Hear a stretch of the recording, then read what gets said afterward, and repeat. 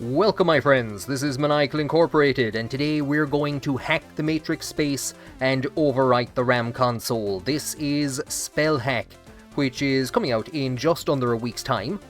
And I have here in my Nintendo Power Glove an early release copy which was sent on to me by the dev, Computer Dream, so a big thank you to Computer Dream for that. This is a very unique and innovative take on the deck builder genre. The Steam page describes it as a real-time survival deck builder. I tend to describe it as Shadowrun Plants vs. Zombies deck builder.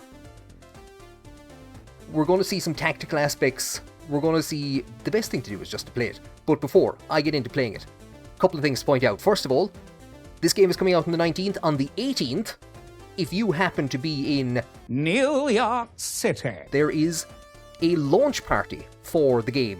So if you want to, go and check out the link below in the description for the for Computer Dream's Discord, if you want to go and show up to a game launch party. The other thing is, very quickly, the background. This isn't some stock photo. Computer Dream built this in a studio, rented out studio space, and built this, set this whole thing up, set up this computer, set up the background, and photographed it and filmed it.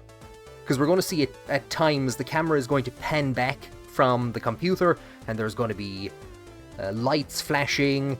In the demo, which I'll post a link to below in the description as well, things would appear on screen, but also there would be shadows of characters in the game cast on the wall. So I think it's a fascinating amount of work went into this. Anyway, let's get started. I'm playing on PC.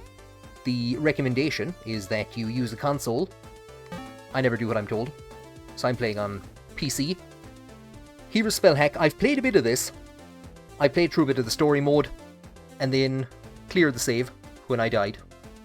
So we go back to the very start.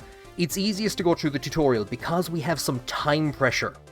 And that is an aspect that not everyone likes. I think it's fantastic. I think it adds a lot to the whole thing. So, we will start the story mode.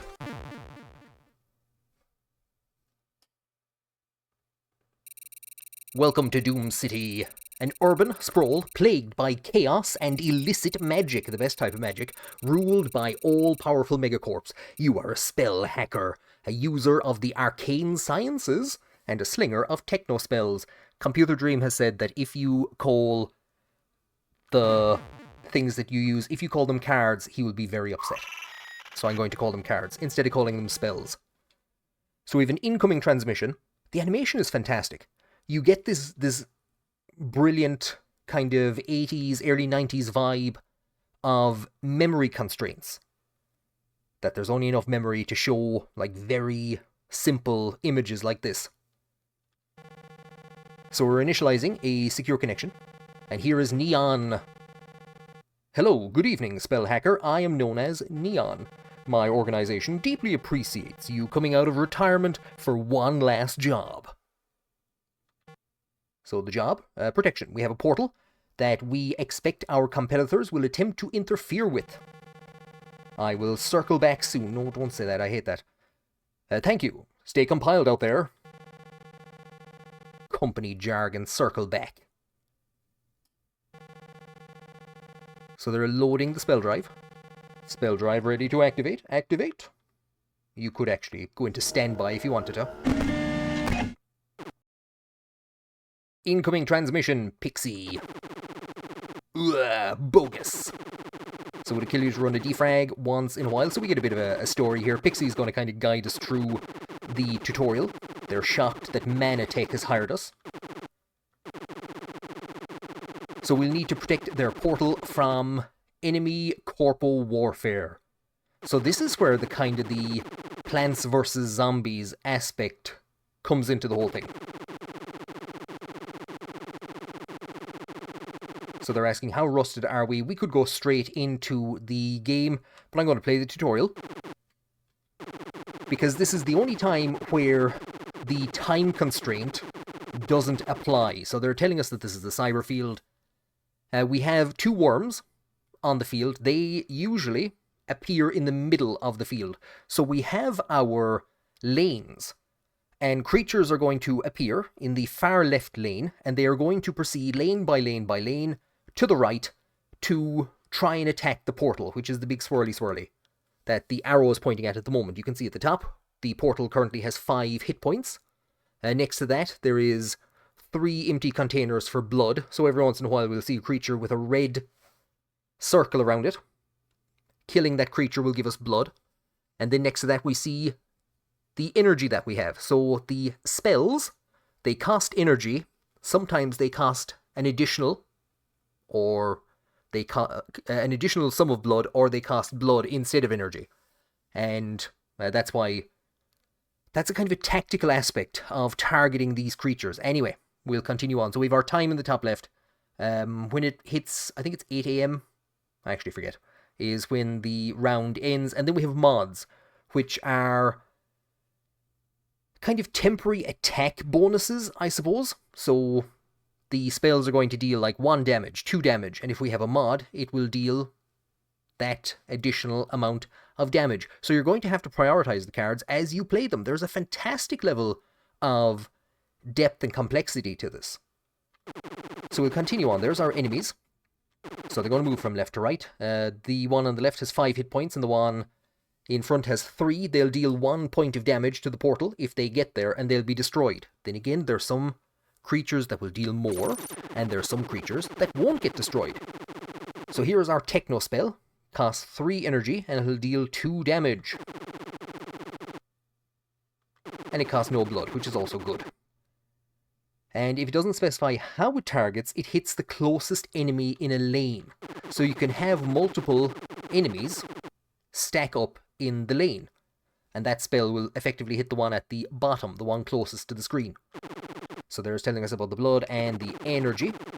So you can see Beam Cannon in the middle. It attacks all the creatures in a lane, but it requires blood. That's a fantastic one. Firewall, my absolute favourite. We don't have any mods there, anything that applies mods, but you generally want to try and play those early. So try and execute some spells, and hopefully memory will kick in. And if you change your mind on a spell, you can always press X to undo. So what's going to happen at the start is they're not going to apply any time pressure. Let's boogie. Alright, calm down.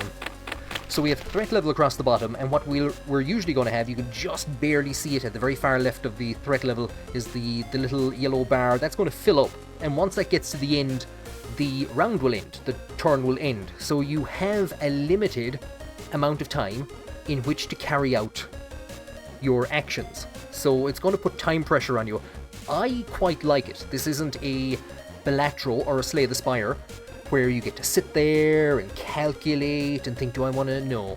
Okay, I'll do this, and no, I won't. I'll do this, this, and this, and then they'll respond this way. You basically have to almost enter a Zen state, which is something that I really enjoy about this game. We have WAS to move through things. We have spells. We can always press H for that brings up the creatures, and then this tells us the various different kind of modifiers that we're going to see on some of the spells. There isn't a whole heap of them, but there's enough for a tremendous amount of kind of complexity and variation. So we can see things like a flame deals 1 damage a turn to an enemy, so it's damage over time. And then we have things like Echo, third from the top left, gains power for each spell executed before it. Okay, let's actually go and do some stuff. I was just saying that we can't spend too much time thinking, but now we do get to. So what I can do is I can select Sonic Ether. I do love this one. Push 1 and deal 1 damage. So that pushes him back. And then we can apply Flame to him. Yeah, we'll apply Flame to him. So. And then we can hit the enter button. So that thing is pretty much going to die over time. So he's taking damage. It's kind of explaining the various stuff does. And we can hit enter, so he moves forward, takes 1 damage, and more creatures start coming onto the field. So there's a wall which is going to block. It has 2 hit points. It's going to block anything trying to move beyond it. We have a quick hack, which I'm going to actually activate. Now we can see that we now have 1 mod. So there's quick mods, which are used on the turn, and then there's, I think it's solid mods, which are used up over time. So if I don't play any more spells, if I end the turn now, I lose that +1. But instead what I'm going to do is Zip Gun. Fires randomly, hits the guy in the back row. The worm has died against the wall. We can hit this guy and gain some blood.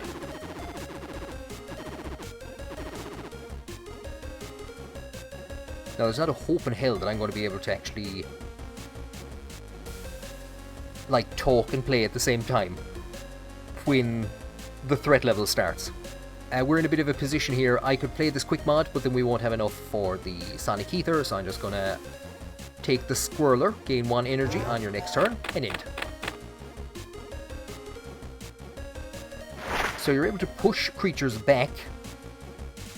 So what we could try and do is get the 2 of these guys into the same lane. Actually, what I can do, but we won't have Beam Cannon on the next one. That's a bit of a pity.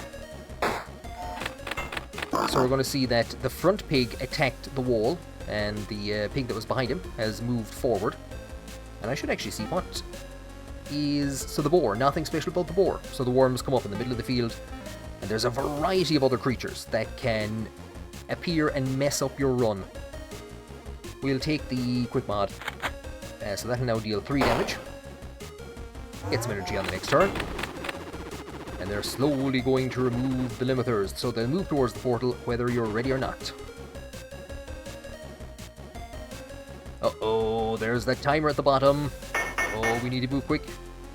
So we gain some energy, and I don't want to waste the blood at the moment. Now I want to waste the blood. Playing the quick mod beforehand would have been the idea. Somebody got a bit too excited. So I like to stick up as many walls as humanly possible. So if you're wondering how much time is left, so there we're at 2 AM at the moment. Once it gets to 8, it'll end. So the portal has to survive the night. Nothing fancy. Quick mod. This will deal 2 damage, and Zip Gun. And we actually still have enough then for the Squirreler.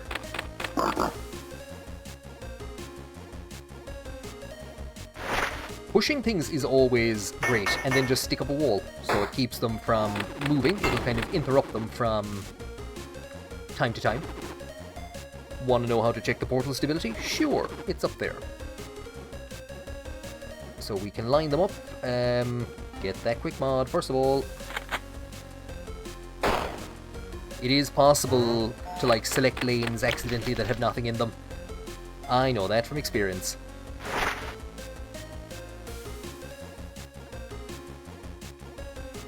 A bit of a waste, maybe. Gain our quick mod, and that won't actually apply to him.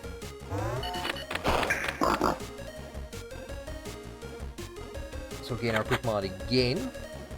That'll deal 3 damage, and if we're really lucky, that's going to hit him. We can also get things which will strengthen the walls, so to basically heal the wall after it's taken damage.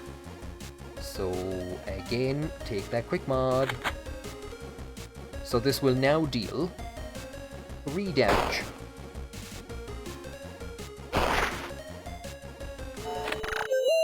And we've survived the night.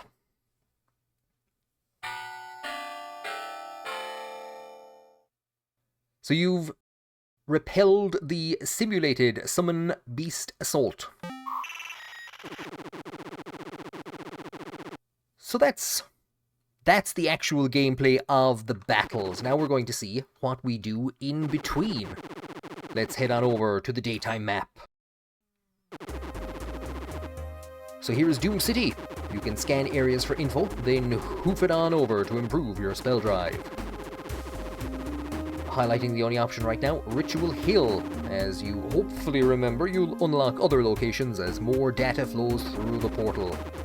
Alright, go scan Ritual Hill. So, we can view our spells. I'm using WSD to move through the map. So we can sleep until night, gain a turn of +1 energy for each remaining hour. We have... Doesn't tell me how many remaining hours we have, I'm not too sure. But we can only store up to a max of 3. So let's go to Ritual Hill. All these areas are going to open up. Ritual Hill does something in particular. They all do the exact same thing. However, the chances of getting specific things at these locations is different. What the hell does that mean? We'll go to Ritual Hill. So out goes the scan, and it's going to be, I was just going to say, it's going to be a 2 and a 5. Those are the two numbers that pop up here most commonly. 5 is the one that appears here most commonly. And 5 is linked with adding cards to your spell drive. So adding spells to your card drive. No, adding spells to your spell drive. And then the next place is linked with healing the portal. So we have 12 hours. And if we choose the number 5, it's going to reduce our 12 hours. It's going to take us 5 hours, basically, to get out to that location. And you can also rescan once per day if your choices are bogus. So 2 is an ordinary tech wand. I forget what that means. I'm going to click on the 5 hours for the spell cache. We travel to Ritual Hill. Yeah, I'm trying to peep a fresh new spell. Come on, man. So slam that H for the help page to check what all the things do or don't. Big shrug.pick. Random, push 1 and deal 1 damage. That's pretty much what I'm going for. So grown bone wall, echo. Create a 1 health wall. How would this work? Gains power for each spell executed before it. So if you could execute 2 cheap spells and then play that, the wall would have a strength of 3. And then reverse polarity will deal damage equal to your number of walls. That is actually one of my favorite. That would have done really well in the first round there. Or we could just skip all of these. I actually really like Vitalize because it's cheap. Let's take that bone wall. Who can say no to a bone wall? If you were ever offered a bone wall, you should most certainly say no to it. And that's basically the gist of the entire game. Between the time and the portal health at the top is space for 2... Are they relics in this as well? I think so. We can gain temporary shields at these places. So we see there that Ritual Hill, what it specializes in is plentiful spell caches. If we rescan, it's highly likely that we're going to get another 5 at the very least. And then the second place is where we get, like I said, access to the Shaman, who will heal stuff for us. Mana Steel Syringe. Am I gonna take it? We don't really need it at this stage. I think it's going to provide a temporary shield on the portal. I've no idea how many spells there are in this thing. Create a 1 health wall for free. You see, we could throw that up. And that's going to be great for our bone wall. 5, deal 2 damage whenever you push an enemy. So that's a boon. I actually haven't... I don't think I've gotten any boons before. Gain this spell's effect for 5 turns. You can have up to 2 boons at once. Amplify Agony. Lane, double all enemy status durations. That's a fantastic one. I'm fascinated by the variety in the spells. I haven't seen a full list of the spells, but I'm already thinking of cards, spells, that Amplify Agony would go well with. There was one which would deal damage based on the amount of status duration that a creature had. So if you apply 3 Aflame to a creature, it's going to deal 1 damage over 3 turns. This would double that to 6, and then that other spell would deal that 6 damage instantaneously to all creatures in the row. Now, it wouldn't deal 6 to all of them, it would deal damage individually based on their status durations. So, there's a tremendous amount of depth and complexity to this. Now, the other problem is that you can do what I did in my last run, which is just fill your deck with far too much stuff, and not be able to kind of play anything coherent. So I think there's a lot of strategy that's going to be involved in kitting out the best spell drive. Right, I'm going to take that wretched seal. All I'm going to do is build walls. I'm going to build walls, and I'm going to make the creatures pay for them. So I have 2 hours remaining. I could scan again and take whatever the hell is there, or gain a turn of +1 energy for each remaining hour. So I think I gain 2 turns of +1 energy. Is that, if I'm reading that correctly? So we scan clam, mouse. I haven't seen varmint. I haven't seen that. Just a rat. Okay, I haven't seen that guy before. Clam does not die at the portal. Continues to attack. Hate that dude. A Dwarf Gaither, status, effects last half as long, rounded down. So if you were to apply 1 Aflame to him, nothing would happen. 2 Aflame would become 1 Aflame. And the Scorpion deals 2 damage. So if he hits the portal, he's going to deal 2 damage and then die. Whereas the Clam will deal 1 damage and not die. I hate most of these things. Right, I'm gonna enter my Zen state. Oh, interesting.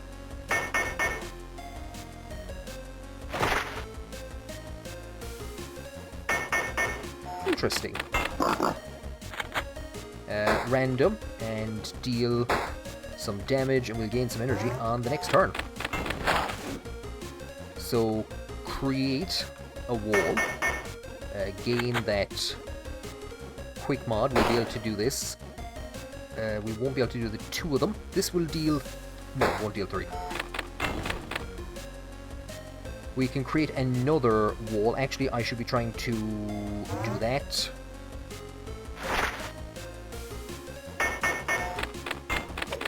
Man, these walls are fantastic. So I'm going to put that there. Gain some energy. Put it... Okay. It's walls across the world. We can take that quick mod. So this will deal 2 damage. And we're going to random, are we? We're not. We're going to deal 2 damage. Now, of course, the Scorpion is also going to deal 2 damage to walls as well. So we push him back and deal 1 damage. Oh no, oh. So I can place a wall here. That's the enemy zone. Am I in a position? No. Uh-oh. I should have played the quick hack first of all.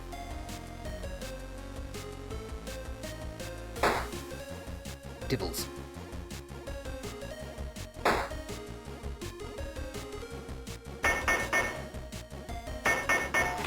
So we're just trapping these guys in the middle of the field.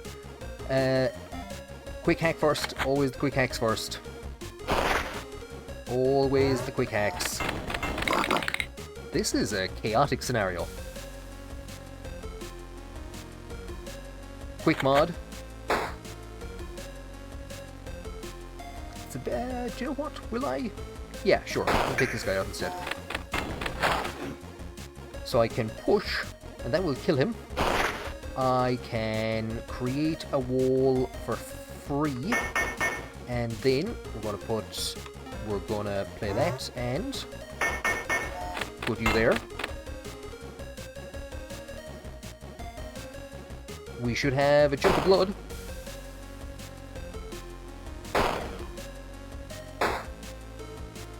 And another strength 1 wall goes up. These guys didn't get anywhere out from the back of the map. This is fantastic.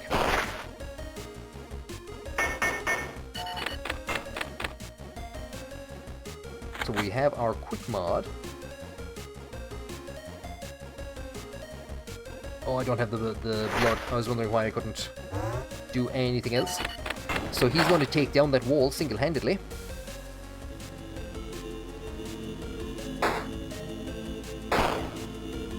Delighted that we managed to randomly hit that guy.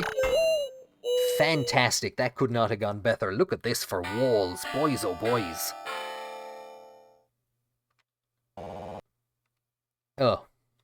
That was disappointing. So data flows through the portal. So we're representing some company. We've been brought in to keep the portal open, to defend the portal from rats and scorpions and clams that are trying to shut it down. Because that's what clams do. Now, we didn't get much Doom data through. It wasn't much. But remember, the amount that flows through increases exponentially the longer that you can protect the portal. The portal naturally collapses after 10 nights, so your goal is to keep it open for that long. Stay compiled. I'll try. So what I'm going to do is I'm going to scan Ritual Hill again just to see what pops up. It's most likely going to be a 2 and a 5. There we go. So we have the Mana Steel Syringe. Let's see what other cards we can actually get, just to see if we get a brief view of some of the additional strategies. There we go. That took a while. I do like the rifle. Deals 1 damage to each creature in the lane. Push 1 and gain 1 energy on your next turn. Or apply exposed equal to your blood. So that would be the enemy takes double damage. So exposed is a status. So if we have 1 blood, then for 1 round, that creature will take double damage. If we have 2 blood, then for 2 rounds, that creature will take double damage. It costs 0, and it would strengthen our wall. I do like the push 1, so push means that they literally go back a lane, and it can be fantastic for setting up things like the rifle, which would strike everything in the lane. And it can be great for clearing space that you're going to put up a wall in, or just to get things away from the portal. Mind Ram. Yeah, come on, it's called Mind Ram. We have to take Mind Ram.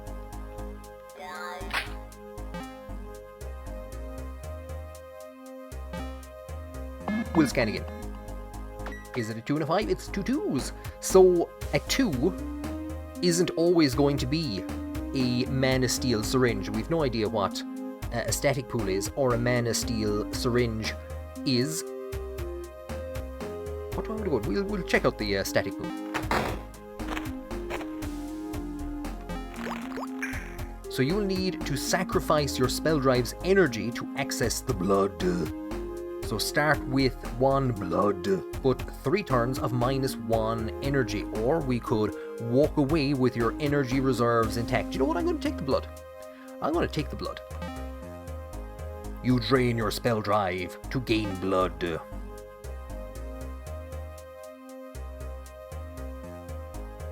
We have to, before scanning, we have to decide. That would give me 3. Do you know what? We'll scan again.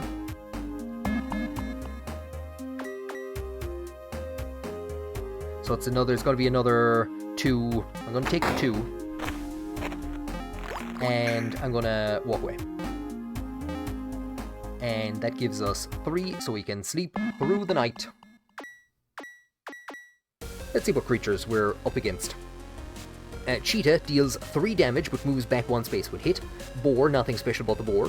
There are some creatures that cannot be pushed. Then there are creatures, so the worm burrows up in the middle of the cyber field, and then we have the likes of buffaloes can't be pushed, and birds. Burbs can fly over the wall. What I'm going to do is I'm going to start up this fight. Hopefully I'll make it to the end. If I do, we're going to take a look at the next location that we can unveil in Doom City, and I think that should be enough for our first venture into corpo warfare.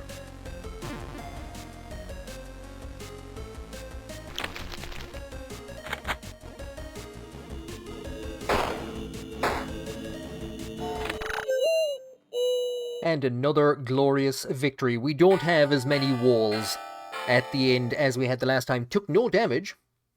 A couple of creatures did make it to the very end of the map, but I was able to take them out before they got to the actual portal. Having the blood early on was kind of handy, because I was able to do some laser cannoning of the very back row before it had even gotten onto the field.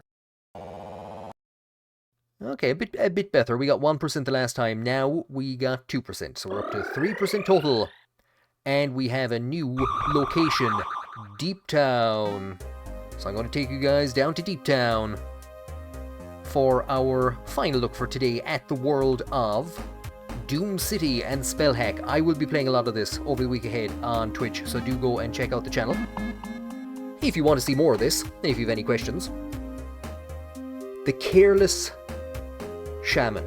That's what we have to do. We have to try and get not the Careless Shaman. So there's a couple of shaman here, and they're going to help to heal the portal. The Careless Shaman will add a junk spell to our whatever the hell it is, spell drive. So I'm going to take the Neurofog. I can't actually... Oh, I was pressing the wrong button. That's why I couldn't bring up the help menu, because I was pressing J instead of H. So what am I looking for? Is it junk? So there we can see fragile. Permanently removed when executed. Junk spells do nothing but are fragile. So when you execute it, it's basically just junk in the spell drive. So it's going to take up one of the spell slots at the bottom. And so that's what happens if we go to the Careless Shaman. We'll take the Rogue Neurofog instead. Who could say no to some Rogue Neurofog? A summoned Neurofog has escaped captivity. Launch a Technospell through to imbue it with Salient. Back to our map. Start each night with this spell loaded. So what do we want to be able to hit these devils with straight off the bat?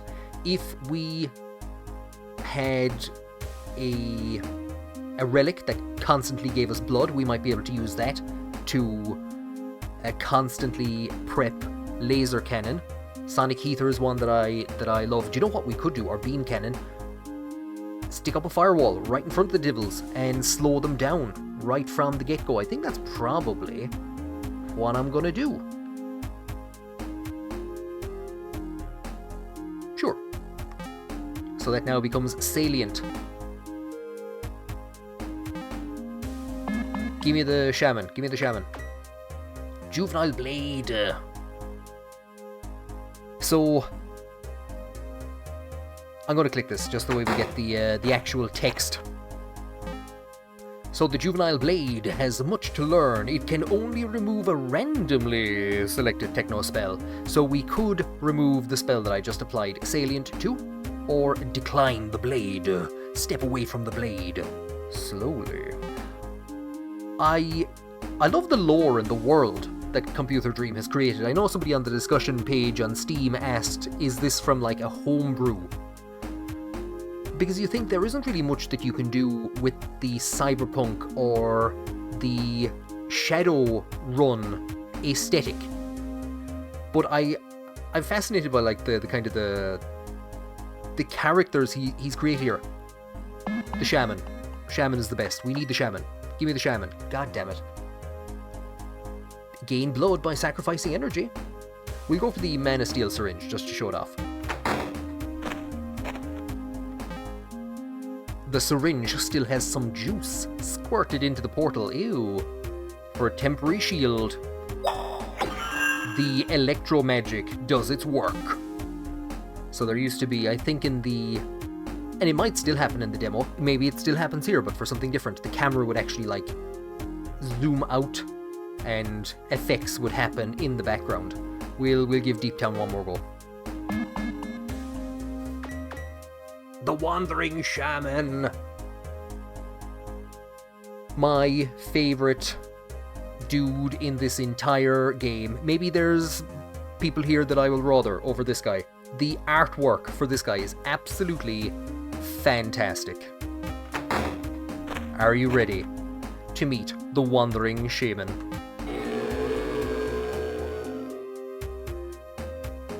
Absolutely brilliant. Just absolutely brilliant.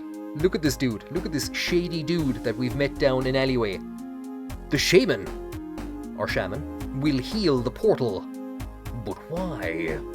Accept the blessing. So, there we go. The portal is now up to 6.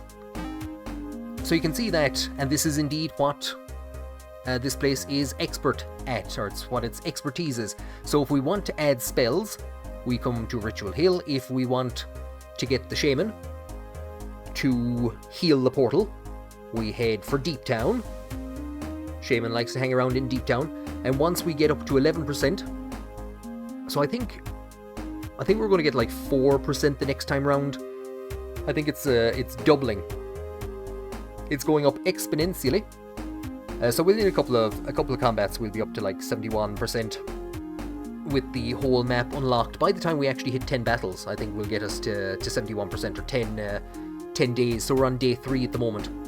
On the daytime of day 3, and once we get to day 10, the portal will collapse. And I got that far, but not much further, so I'm not too sure. There are still some mysteries which remain elusive to me. I've played a good chunk of the demo, and the demo, as you can imagine, was just a couple of battles until your first megafauna. And megafauna are one of the creatures that we see attacking us on the cyber field, but it's red, and it's much more powerful, it's much stronger, and it's gonna F you up, and F up the portal if you don't stop it in time. So that's your mini-boss challenge. I hope that you can see the uniqueness and the innovation that's gone into this. I think it's a really interesting departure from the norm of the deck builder genre. A lot of people don't like, I've seen some people comment on the time pressure. And of course, as time goes on, the timer will kind of run down a bit faster. I don't think it gets too crazy, but it does put you under a bit of pressure to make sure that you select things in the right order. You'll have seen me a couple of times selecting a damage dealing technospell, realizing, oh goddamn no, there's a quick mod, and having to deselect and go and select that, and it's wasting precious cyber time. I think it really works. The damage values are so low. It's not a Belatro or a Slay the Spire where you need to do massive amounts of calculation. You also have fairly limited ability to prioritize targeting. You can only target the first creature in a lane. So you might have a creature that is gonna deal big damage and you want to get rid of him, but there's a strength 1 snake in the way. Well, tough luck, you're gonna have to take that snake out first of all before you get to that guy. So I think if the game was more, if it was Slay the Spire, time constraint would be no, absolutely not. I think it really works here. And again, it adds this kind of weird, I've described it as kind of limited memory. This kind of late 80s, early 90s vibe. We'll just throw in some time pressure. I actually think it really works with the game. There's so many different things going on here. And it's amazing how they've all been welded together. I think there's technically a tower defense element, there's there's the time pressure, there's the deck builder element, there's so many different elements. And you wouldn't think that they would all work together, but I've had tremendous fun with this. So like I said, if you want to check out more of this, I'm going to be playing this over on Twitch. Check the description below if you want to go to the launch party in New York City. This is going to be coming out on the 19th of February. Add it to the wishlist if for no other reason than to support Computer Dream. Go and check out his Discord. And yeah, check me out on Twitch if you want to see more of this, or if you have some questions on hyper-maxing your spell drive. Thank you very much for joining me on this episode. I gotta go and clean my power glove now.